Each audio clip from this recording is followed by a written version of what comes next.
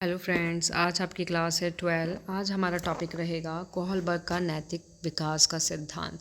इससे पहले की जो क्लास थी उसमें हमने पियाजे के बारे में पढ़ा था, जीन पियाजे के संज्ञानात्मक विकास के बारे में। आज का टॉपिक रहेगा कोहलबर्ग का नैतिक विकास का सिद्धांत। ओके, हॉली स्पेशल क्लास है ये आपकी बिल्कुल, कि इस क्लास के अंदर जो आपका कोहलबर्ग का नैतिक विकास का सिद्धांत है पूरा कंप्लीट करा दिया जाएगा। इसके लिए ये नहीं है कि दूसरी क्लास लेनी पड़ेगी, इसी क्लास में कंप्लीट करा दिया जाएगा। और बहुत इजी लैंग्वेज में है आपका, बहुत इजी तरीके से समझाया है कि जो आपको एक एक स्टेप, जो इसकी एक एक अवस्थाएं हैं वो आपको बिल्कुल क्लियर हो जाएंगी। ठीक है, और इसमें से आपके क्वेश्चन आते हैं, एग्ज़ाम में देखने को मिलेगा आपको। तो नाउ स्टार्ट करते हैं। जिसको भी वीडियो पसंद आए वो इसको लाइक, शेयर, सब्सक्राइब करना ना भूलें। ओके, तो आपका कोहलबर्ग का सिद्धांत है आपका। इस सिद्धांत के अंदर क्या आता है आपका, इसमें आता है आपका कि यह सिद्धांत जो है, यह सिद्धांत नैतिक तर्क के विकास को समझने का एक सिद्धांत है। ठीक है, किस चीज़ को समझने का ये सिद्धांत है? जो नैतिक तर्क होता है, नैतिक तर्क का विकास। और यह बताता है कि कैसे लोग नैतिक तर्क विकासत करते हैं, मीन्स कैसे लोगों में जो नैतिक तर्क है वो विकास करते हैं और नैतिकता का पालन करते हैं। ठीक है, कि जो कोहलबर्ग का जो सिद्धांत है यही है सिद्धांत यही कहता है कि विकास को, कि नैतिक तर्क के विकास को समझने का ये एक सिद्धांत माना जाता है कि जो नैतिकता होती है उसका पालन कैसे करते हैं या पालन करते हैं इसमें। ठीक है, तो इसमें क्या है आपका, अब नैतिक तर्क का विकास या फिर नैतिकता का पालन करते हैं, तो हमें सबसे पहले तो ये पता होना चाहिए इसमें कि जो नैतिकता, ठीक है, कि जो नैतिकता है वो होती क्या है। ठीक है, पता होना चाहिए ना कि नैतिकता का ये सिद्धांत है, लेकिन हमें यही नहीं पता कि नैतिकता होती क्या है। तो नैतिकता का भी थोड़ा सा आपको पता होना चाहिए।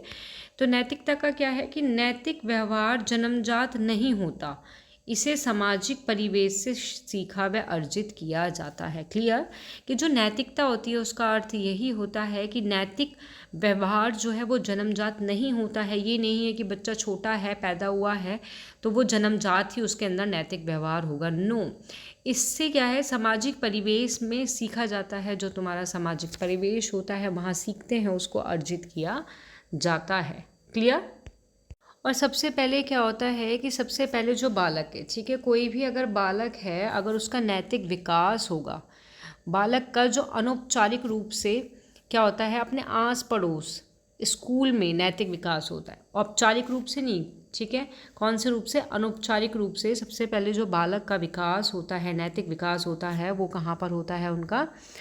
अनौपचारिक रूप से पड़ोस में होता है। ठीक है, आस पड़ोस में जो है वहाँ पे होता है बालक का नैतिक का विकास। ओके, तो कहने का मतलब यही है कि नैतिकता का अर्थ यही है कि वो जन्मजात नहीं होता, कि जब बालक का जन्म होता है तो वो ना तो नैतिक होता है और ना ही वो अनैतिक होता है। ठीक है, उसको अच्छे और बुरे का नहीं पता होता है, लेकिन तब वो समाज में जाता है, सामाजिक परिवेश में जाता है, तो वहीं से वो नैतिकता के जो नैतिक व्यवहार हैं उनको सीखता है और अर्जित करता है। तो ये है आपका नैतिकता का अर्थ। ओके, नोट करके लिखना,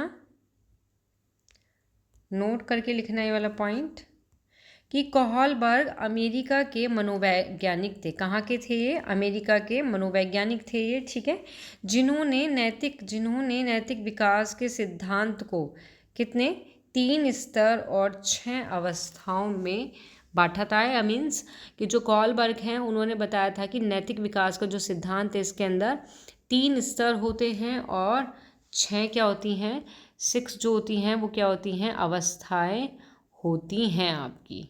ओके, तो क्लियर हुआ आपको। और एक और है इसके अंदर इम्पोर्टेंट पॉइंट, उसमें क्या है, आप उसको ऑरली मैं बोलती हूँ, आपको नोट कर लेना उसको, कि जो नैतिक विकास पर रिसर्च जो करनी स्टार्ट की थी, जो उसकी शुरुआत की थी, वो किसने की थी? जीन पियाजे ने की थी। ठीक है, कि जो रिसर्च की थी नैतिक विकास पर, जो रिसर्च की थी वो किसने की थी? जीन पियाजे ने की थी। जीन पियाजे ने शुरू की थी, लेकिन पियाजे ने देखा कि उम्र के साथ साथ बच्चों में सही और गलत के प्रति जो चिंतन है वो चेंज हो रहा है। ठीक है, तो फिर पियाजे की रुचि इस बात को जानने से ज़्यादा किस में हो गई, कि उम्र के साथ साथ और कैसे चिंतन में परिवर्तन हो। तो उसमें क्या हुआ कि जीन पियाजे ने क्या काम किया कि वो नैतिक जो विकास की रिसर्च है उसको अधूरा छोड़कर वो संज्ञानात्मक विकास के क्षेत्र में अपनी रिसर्च करने लगे थे और अपना जो विस्तृत संज्ञानात्मक विकास का सिद्धांत उन्होंने दिया। मीन्स कह सकते हैं हम कि जो नैतिक विकास का सिद्धांत है जो उसकी शुरुआत की थी, क्वेश्चन आ सकता है, इम्पोर्टेंट है पॉइंट, कि शुरुआत की थी जीन पियाजे ने। लेकिन तब इनको पता लगा कि जो बच्चे हैं वो क्या, उनको सही गलत के तो पता नहीं होता, ठीक है, किसका सही और गलत का क्या है, बच्चों को नहीं पता होता, ठीक है, नहीं पता होता उनको। तो उनमें क्या होते हैं, उनके प्रति क्या है, चिंतन होता है, थिंकिंग होती है, चेंज होता रहता है। तो पियाजे का इंटरेस्ट उनकी तरफ बढ़ता चला गया कि भाई चिंतन हो रहा है, परिवर्तन हो रहा है, तो किस तरीके से हो रहा है, कैसे हो रहा है। तो इसलिए उन्होंने जो ये नैतिकता विकास का जो सिद्धांत है, जो इसकी रिसर्च जो उन्होंने स्टार्ट की थी उसको छोड़कर वो संज्ञानात्मक विकास का सिद्धांत उन्होंने दिया था। ओके, नेक्स्ट हेडिंग आती है आपकी नैतिक विकास के स्तर व सोपान। जो कोहलबर्ग का नैतिक विकास का जो सिद्धांत है उसके स्तर और सोपान है, मीन्स स्तर और अवस्थाएं, ठीक है। तो इसके स्तर मैंने अभी ऊपर भी बताए थे, जो कितने स्तर होते हैं, इसके 3 स्तर होते हैं, ठीक है। और प्रत्येक स्तर में क्या होती हैं, 2-2 अवस्थाएं होती हैं। तो टोटल मिला के कितनी अवस्थाएं हो गई, ये कितने सोपान हो गए, 6 सोपान, ठीक। तो इसमें हमारा फर्स्ट आता है, सबसे पहले फर्स्ट इज पूर्व परंपरागत स्तर, ठीक है।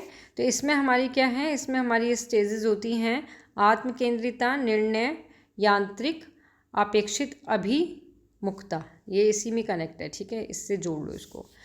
उसके बाद आता है आपका सेकंड पॉइंट आता है कि परंपरागत स्तर, जिसमें हमारी आती हैं अवस्थाएं जो आती हैं परस्पर एकजुट अभिमुखता और आती है अधिकार संरक्षण अभिमुखता। ओके, नाउ हमारी थर्ड आती है, थर्ड स्तर आता है हमारा उत्तर परंपरागत स्तर, जिसमें हमारी 5 और 6 स्टेज है हमारी सामाजिक अनुबंधन के एक सेकेंड यहाँ पे आएगा, सामाजिक अनुबंधन, विविध सम्मत अभिमुखता, और 6 पॉइंट पे आएगा आपका सार्वभौमिक नैतिक सिद्धांत अभिमुखता। तो ये आपके क्या हैं, 3 स्तर हैं, प्रत्येक स्तर में 2-2 अवस्थाएं हैं, मतलब 2-2 सोपान हैं आपके। ओके, तो हम सबसे पहले बात करेंगे सबसे फर्स्ट नंबर की, जो हमारा फर्स्ट स्तर है। तो हमारा फर्स्ट स्तर क्या है आपका, दोबारा रिपीट करते हैं हम, पूर्व परंपरागत स्तर, जिसको हम प्राक रूढ़िगत स्तर भी बोलते हैं, ठीक है। तो अब यहाँ पे आप एक चीज़ का थोड़ा ध्यान रखना कि हिंदी में क्या है, आपको 2 नाम याद करने पड़ेंगे, पूर्व परंपरागत स्तर और प्राक रूढ़िगत स्तर। लेकिन इंग्लिश में क्या है, आपको एक नाम याद करना पड़ेगा। तो आप साथ के साथ है ना, थोड़ा थोड़ा ना किसी हेडिंग को है ना इंग्लिश में भी याद कर लिया करो, कि ताकि आपको एग्ज़ाम में ना थोड़ा प्रॉब्लम ना हो।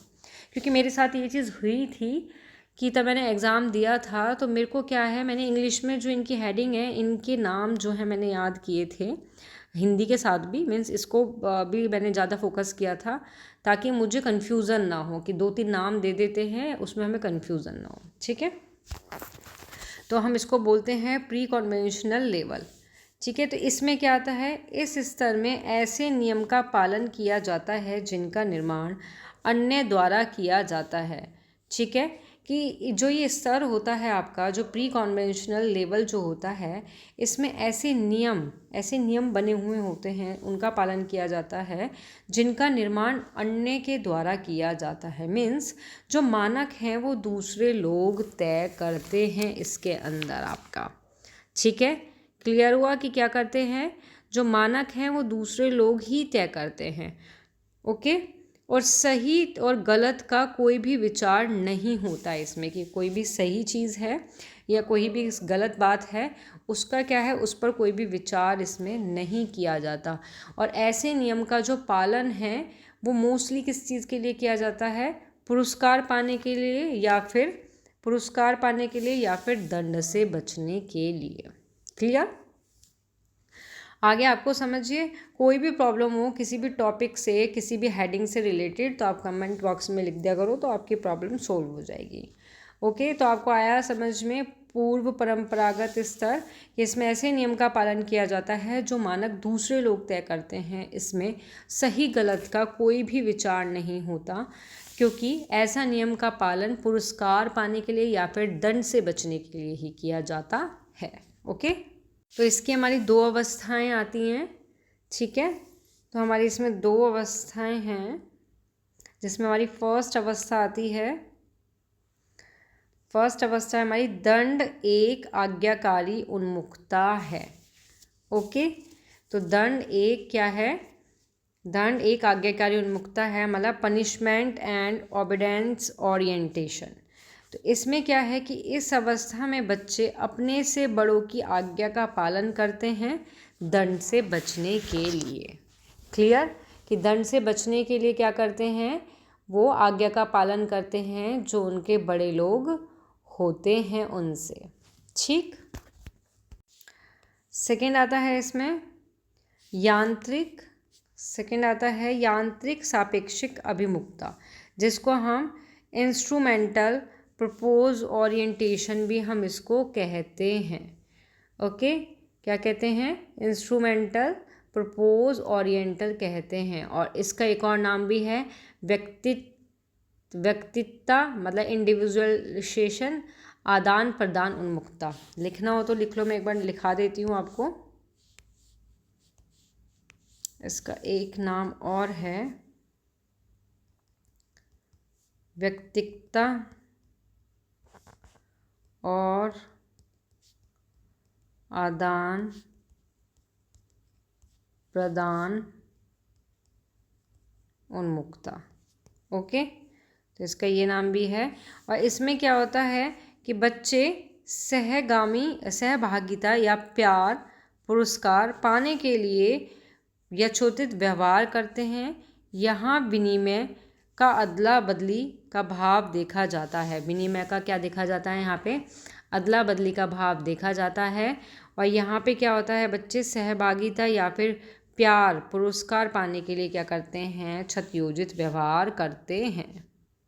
इस अवस्था में क्या होता है कि जो मोस्टली बच्चे होते हैं ना, बच्चे जो होते हैं वो क्या करते हैं? वो अपना फ़ायदा देखते हैं इसमें। और इसमें क्या होता है कि जो परम सत्य वाली जो संकल्पना है ना, वो तो होती ही नहीं है इसमें।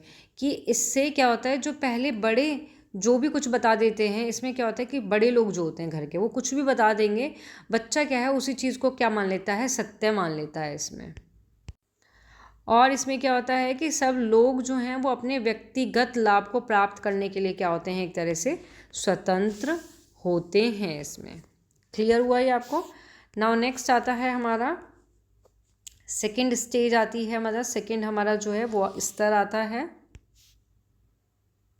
तो सेकंड जो स्तर है वो क्या कहता है? हमारा सेकंड स्तर है हमारा परंपरागत स्तर, जिसको हम रूढ़िगत नैतिकता का स्तर भी बोलते हैं, जिसको हम इंग्लिश में बोलते हैं कॉन्वेंशनल लेवल। इसके भी हाँ 2 नाम हैं, एक नाम ये रहा आपका और दूसरा आपका ये रहा। ठीक है, तो इसलिए आपको क्या करना है? इंग्लिश में भी इसका नाम याद रखना है, कॉन्वेंशनल लेवल। इसमें क्या है आपका कि बालक दूसरों के नैतिक मानकों को अपने में आंतरिकृत करते हैं। कि मीन्स जो बालक है वो दूसरों का जो भी नैतिक मानकों को क्या कर लेते हैं? आंतरिकृत कर लेते हैं।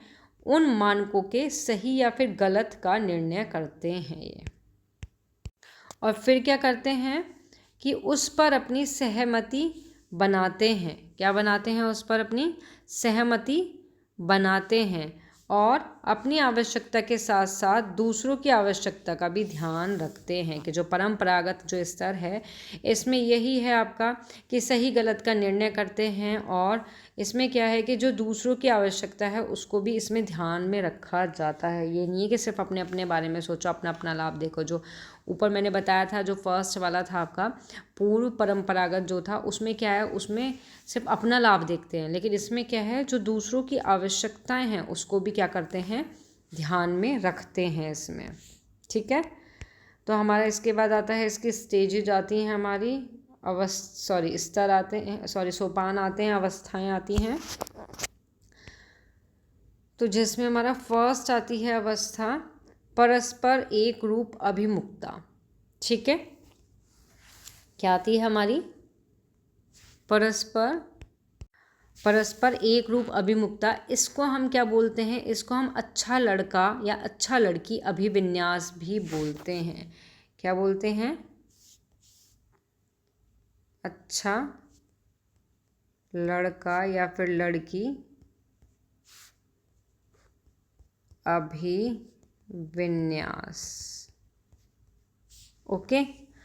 और इसको हम अच्छे अंतः व्यक्तित्व संबंध अभिविन्यास भी बोलते हैं कि good inter personal relationship orientation. Okay. तो इसमें क्या है हमारा? इसमें आता है परंपरा को धारण करना। क्या आता है इसमें? परंपरा को धारण करना, समाज के नियम के अनुरूप व्यवहार करना, कि जो भी परंपराएं होती हैं उनको क्या किया जाता है? इसमें धारण किया जाता है। समाज के नियम के अनुरूप क्या किया जाता है? व्यवहार किया जाता है। और समाज से अनुमोदन बच्चे पाना चाहते हैं, अपने आप को अच्छा लड़का या लड़की कहलाना पसंद करते हैं। तो परस्पर एक रूपता अभिमुखता का सिद्धांत यही कहता है आपका, इसके अभिविन्यास यही आता कहता है कि इसमें जो बच्चा होता है वो अपने आप को अच्छा कहलाना पसंद करते हैं। उनको ये होता है कि उनको बोलें कि हाँ भाई तुम अच्छे बच्चे हो, अच्छा लड़का हो तुम, अच्छी लड़की हो तुम, इस तरीके से। इसलिए वो क्या करते हैं? परंपरा को धारण करते हैं, समाज के जो नियम होते हैं उन्हीं के अनुरूप क्या करते हैं? उन्हीं के अनुरूप कैसा करते हैं? व्यवहार करते हैं इसमें। नेक्स्ट आती है इसमें सेकंड आपकी, सेकंड आती है अधिकार संरक्षण अभिमुखता। ठीक है, क्या आती है?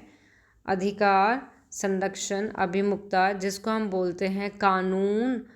इसमें हमारा आता है, ठीक है, और इसका दूसरा नाम हमारा ये है law and social order maintaining orientation, मतलब कि हम यहाँ लिख सकते हैं इसका दूसरा नाम कानून व सामाजिक क्रम नियंत्रक अभिविन्यास। ठीक है, तो इसमें क्या होता है कि अब यह उम्मीद की जाती है कि सामाजिक तथा कानूनी नियम के अनुरूप नैतिकता होनी चाहिए।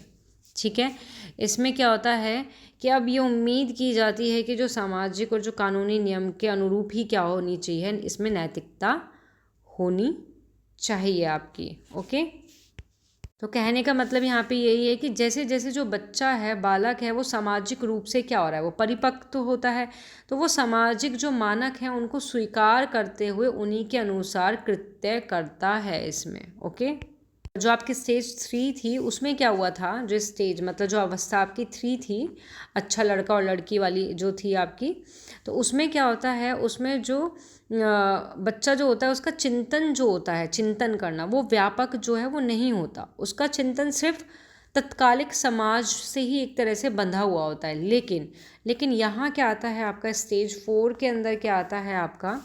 स्टेज 4 में आ जाता है कि यहाँ पर जो चिंतन में क्या हो जाता है? तर्कना में समाज की संकल्पना जो है एक तरह से क्या हो जाती है? व्यापक हो जाती है इसमें। तो इसमें आपका यही है कि जो बालक है वो सामाजिक जितनी भी भूमिकाएं होती हैं, उनसे जुड़े जितने भी उत्तरदायित्व होते हैं, उन सबको क्या करता है? स्वीकारता है इसमें। क्लियर? नेक्स्ट आता है आपका थर्ड आता है आपका उत्तर रूढ़िगत नैतिकता का स्तर, जिसको हम बोलते हैं पोस्ट कॉन्वेंशनल लेवल। ठीक है, इसमें क्या है कि बालक में नैतिकता का आचरण स्वतः पूर्ण रूप से नियंत्रण होता है।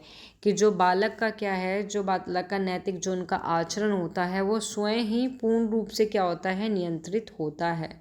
और ये स्तर जो होता है वो सबसे उच्च स्तर माना जाता है, इसलिए वास्तविक नैतिकता भी कहते हैं इसको। ठीक है, क्या कहते हैं?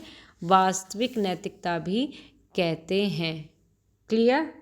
इसमें क्या होता है कि अपने मूल्य को जो किशोर होते हैं वो अपने मूल्य को नैतिक सिद्धांत के परिक्षेप्य में सुनिश्चित करते हैं इसमें। इसमें क्या होता है आपका उत्तर रूढ़िगत नैतिकता का स्तर जो है, इसमें जो व्यक्ति होता है वो परंपराओं पे क्या करता है, वो परंपराओं पर प्रश्न क्या करता है, वो आपका परंपराओं पर प्रश्न जो हैं, परंपराओं पर प्रश्न उठाता है। मतलब कि जो सामाजिक मानक जो होते हैं उन पर प्रश्न उठाता है, और समाज में जो भी बदलाव है या सुधार की जो बात होती है वो करता है, और नैतिकता स्तर परंपरागत इसमें हो जाती है आपकी।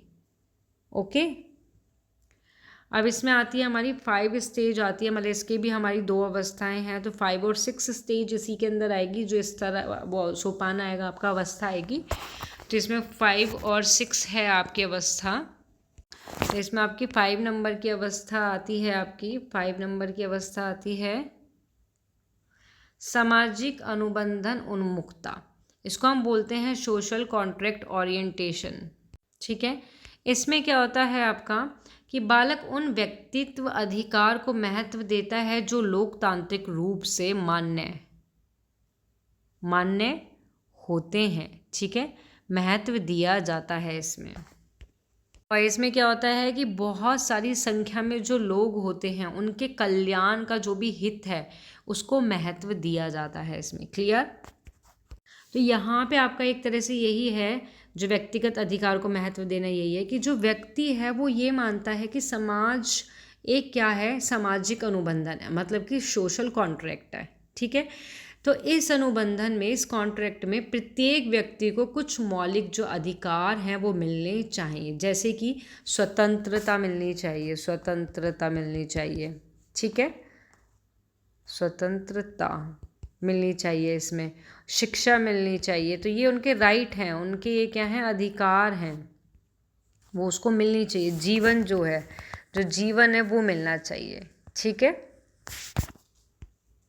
और यहाँ लोकतांत्रिक रूप से मान्य होता है। इससे मतलब यही है कि जो प्रत्येक सभ्य समाज में क्या है, एक लोकतांत्रिक प्रक्रिया जो है वो होनी चाहिए। क्यों? जिसके द्वारा जो रूढ़िवादी अमान्य और जो पुराने मानक हैं उनको बदला जा सके। तो लोकतांत्रिक रूप से मान्य इसलिए होता है या होना चाहिए ये, कि ताकि रूढ़िवादी जो भी पुराने मानक होते हैं, मान्यता होती हैं, अमानवीय जो पुराने मानक होते हैं उनमें बदलाव किया जा सके। ओके, नेक्स्ट आता है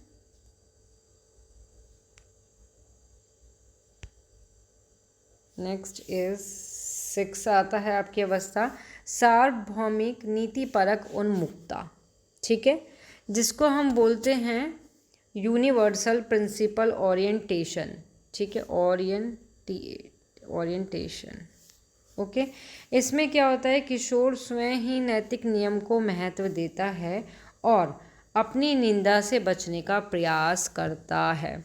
इसमें जो किशोर होते हैं वो नैतिक नियमों को महत्व देते हैं खुद ही, और अपनी निंदा से बचने का क्या करते हैं, प्रयास करते हैं। मतलब कि व्यक्ति जो न केवल सुधारों को खुद पर प्रयोग करते हैं, अपितु वो अपना जीवन समाज में सुधार के प्रचार में न्योछावर इसमें कर देते हैं। और इस अवस्था में व्यक्ति सबका भला देखते हैं, अपने जीवन की परवाह किए बिना दूसरों का क्या करते हैं, भला करते हैं इसमें। ठीक है, और वे उदाहरण बन जाते हैं फॉर एग्जाम्पल के लिए, जैसे महात्मा गांधी, रानी लक्ष्मीबाई, भगत सिंह, विवेकानंद आदि। क्लियर? तो ये हैं आपकी 6 अवस्थाएं। उसके बाद नेक्स्ट हेडिंग आती है कॉलबर्ग का जो सिद्धांत है, नैतिकता का जो सिद्धांत है, नैतिक सिद्धांत है, उसका शिक्षा में क्या महत्व है। तो फर्स्ट पॉइंट आता है हमारा यहाँ पे, फर्स्ट पॉइंट इज़ बालक व्यवहार को समझना, कि जो शिक्षक को बालक के व्यवहार को समझने में तथा अवस्था के ज्ञान से क्या महत्व है। मीन्स कि बालक का क्या होता है इसमें, कि शिक्षक को बालक के व्यवहार को समझने में क्या मिलती है, हेल्प मिलती है इससे। ओके, नेक्स्ट आता है इसमें दंड। मतलब शिक्षक को इस बात की जानकारी होती है कि कुछ ऐसा व्यवहार है जो समय के साथ परिवर्तित होंगे और उन्हें दंड देने की आवश्यकता नहीं है। ठीक है, थर्ड आता है इसमें अनुशासन। मतलब कि जो शिक्षक है, जो टीचर होता है आपका, जो टीचर होता है वो स्टूडेंट में क्या करता है, अनुशासन, जो स्टूडेंट में क्या करता है, अनुशासन को स्थापित करता है, मुक्त परीक्षाएं कराता है, समाज राष्ट्र के प्रति अनुशासित रखने में क्या करता है, मदद कर सकते हैं इसके द्वारा, ये इसलिए महत्व देता है। ओके, ना आपका फोर्थ आता है, फोर्थ इज आपका नैतिक विकास को बढ़ावा। अभी जो कॉलबर्ग का जो सिद्धांत है, ये नैतिक विकास की एक चरणबद्ध प्रक्रिया पर क्या करते हैं, जोर देते हैं। मतलब कि जिससे क्या होता है कि जो टीचर होते हैं, जिससे क्या होता है, जो टीचर होते हैं वो स्टूडेंट को उनकी नैतिक सोच के जो स्तर होते हैं उनके अनुसार कार्य योजना क्या है, बना सके, और जो नैतिक रूप से अधिक विकसित होने में क्या करते हैं, मदद कर सके उनकी। ओके, नेक्स्ट आपका 5 आता है। 5 है नैतिक तर्क को प्रोत्साहित करें। मतलब कि जो टीचर होते हैं वो स्टूडेंट, छात्र को नैतिक दुविधा पर चर्चा करने के लिए, कि जो नैतिक दुविधा पर चर्चा करने और अलग अलग नैतिक जो विचार होते हैं उन पर विचार करने के लिए क्या करें, उनको प्रोत्साहित करें एक तरह से। ओके, तो ये इस सिद्धांत के माध्यम से ही हो सकता है, जो शिक्षक में महत्व है इसका। नेक्स्ट है आपका 6 सामाजिक न्याय भावना विकसित, कि सामाजिक न्याय की जो भावना विकसित करें इसमें, कि नैतिक विकास जो सिद्धांत है वो स्टूडेंट में छात्रों को सामाजिक न्याय और समानता की भावना विकसित करने में भी मदद कर सकता है, जिससे क्या होता है कि जिससे वो एक समावेशी न्यायपूर्ण जो समाज होता है उसकी ओर बढ़ सके आपके। ठीक है, नेक्स्ट आता है आपका, नेक्स्ट है आपका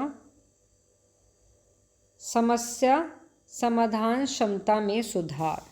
मतलब कि जो नैतिक सिद्धांत है वो स्टूडेंट को जटिल नैतिक समस्या को हल करने में और जो तर्क निर्णय लेने के लिए क्या करता है, प्रोत्साहित भी करता है। कि समस्या समाधान का मतलब यहाँ यही है कि समस्या जो भी होती है उसको हल करने के लिए क्या करता है, छात्र को, स्टूडेंट को, जो छात्र होते हैं उनको प्रोत्साहित करता है। ठीक है, नेक्स्ट आता है आपका 8 समाज के प्रति जागरूकता। मतलब कि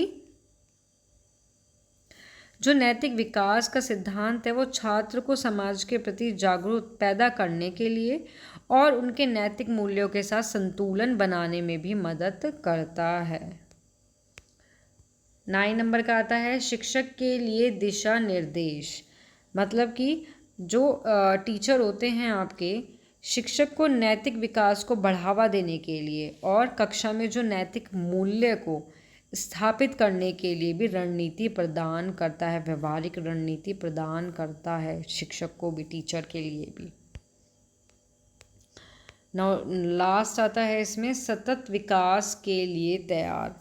मतलब कि जो नैतिक मूल्यों का विकास जो होता है वो छात्रों को समाज और पर्यावरण के प्रति क्या करता है, उत्तरदायित्व और सतत विकास के लिए क्या कर देता है, तैयार करता है। तो जो नैतिक मूल्यों का जो विकास है वो छात्रों को क्या करता है, उनके सतत विकास के लिए उनको क्या करता है, तैयार करता है। क्लियर हुआ आपको? तो ये क्या हैं, ये सभी हैं आपके कितने 10 पॉइंट हैं। 10 पॉइंट है कॉलबर्ग का सिद्धांत, नैतिक विकास के सिद्धांत का शिक्षा में महत्व आपका। ओके, तो यहाँ होती है आपकी क्लासेस समाप्त। यहाँ इस क्लास में मैंने जो कॉलबर्ग का सिद्धांत है वो बिल्कुल कंप्लीट करा दिया है, इसकी जो अवस्थाएं हैं उनको मैंने कंप्लीट करा दिया है। ठीक है, तो यहाँ अवस्था ख़त्म होती है। अगर आपने थ्योरी बहुत अच्छे से पढ़ी होगी तो इससे रिलेटेड कोई भी अगर क्वेश्चन आता है, प्रश्न आता है, तो आप उसको ज़रूर सॉल्व कर दोगे। सॉल्व मीन्स कि आप उसको अटैम्प्ट करोगे और आपको पॉजिटिव ही रिज़ल्ट मिलेगा कि आप 1 नंबर जो है उसमें से प्राप्त कर लोगे। वैसे इसमें जो इसकी अवस्थाएं हैं, इसमें ये वाला जो पिक्चर है इसको भी याद कर सकते हैं, क्योंकि ये जो पिक्चर है ये पिक्चर ही आपकी अवस्थाएं और जो आपके स्तर हैं मीन्स चरण जो हैं, तो वो सब कुछ इसी के अंदर आता है आपका। ठीक है, कि जो आपका जो फर्स्ट स्तर आता है वो इन दोनों में आता है, सेकंड जो स्तर आता है वो इसमें आता है, और थर्ड जो स्तर आता है वो आपका इसके अंदर आता है, जिसको मैंने बहुत अच्छे से क्लियर आपको कर दिया है। ठीक है, तो यहाँ आपकी क्लास होती है ख़त्म। नेक्स्ट क्लास में मिलेंगे हम आपको। हमारा टॉपिक रहेगा उसमें वाइगोस्ट की, जो हमारा सामाजिक विकास का सिद्धांत दिया था जिन्होंने, तो उनके बारे में हम पढ़ेंगे। ठीक है, happy Diwali, sorry happy Holi all student, all of you को।